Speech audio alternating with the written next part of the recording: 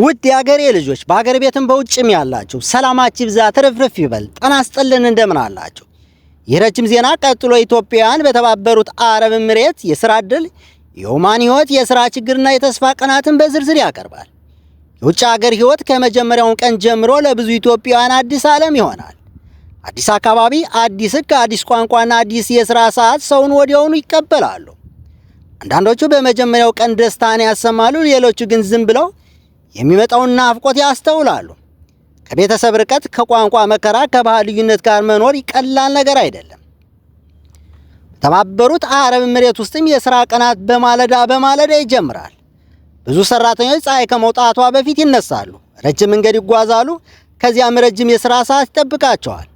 በግንባታ ዘርፍም የሚሰሩ በከፍተኛ ሙቀት ውስጥ ይሰራሉ። በሴኩሪቲ ያሉም ቀንና ሌሊት በመቆም ሰላምን ይጠብቃሉ። በሆቴልና በሱቅ የሚሰሩ ደግሞ በየቀኑ ከመቶዎች ጋር ይገናኛሉ። ይህ ሁሉ ትዕግስት፣ ጽናትና መስዋዕትነትን ይጠብቃል። በኦማን ሕይወት ግን በፍጥነት ከተባበሩት አረብ ኤሚሬት የተለየ ነው። ኦማን በሰላም በትዕግስትና በባህላዊ እሴቶች የተሞላች ሀገር ነች። ኢትዮጵያውያን በሞስካት በሶሃራና በሌሎች ከተሞች ይገኛሉ። በኦማን የሚሰሩ ብዙዎቹ ስራቸውን በዝምታ ይሰራሉ፣ ሕግን ያከብራሉ፣ ለአካባቢው ማህበረሰብ ክብር ይሰጣሉ። የደሞዝ ጉዳይ በውጭ ሀገር ሕይወት ውስጥ ትልቅ ቦታ ይይዛል። ብዙ ኢትዮጵያውያን የሚያገኙትን ደሞዝ በትንሽ ይከፍላሉ፣ ነገር ግን ትክክል አስተዳደር በማድረግ ለቤተሰባቸው ይልካሉ። የልጆች ትምህርት፣ የቤት ኪራይ፣ የሕክምና ወጪና የቀን ኑሮ ወጪ በዚህ ገንዘብ ይሸፈናል። ለብዙ ቤተሰቦች ይህ የውጭ ሀገር ገንዘብ ሕይወትን የሚያንቀሳቅስ ዋና ምንጭ ነው። ነገር ግን የውጭ ሀገር ሕይወት ሁሉንም ጊዜ ቀላል አይሆንም። አንዳንድ ጊዜ የሥራ መጣስ፣ የደሞዝ መዘግየት፣ የመኖሪያ ችግርና የጤና እጥረት ይከሰታል።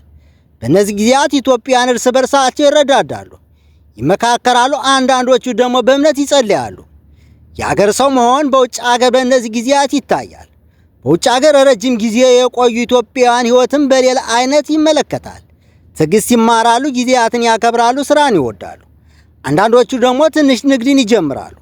ሌሎች ደግሞ ለወደፊት በኢትዮጵያ የሚያገለግል ልምድን ይዘው ይመለሳሉ።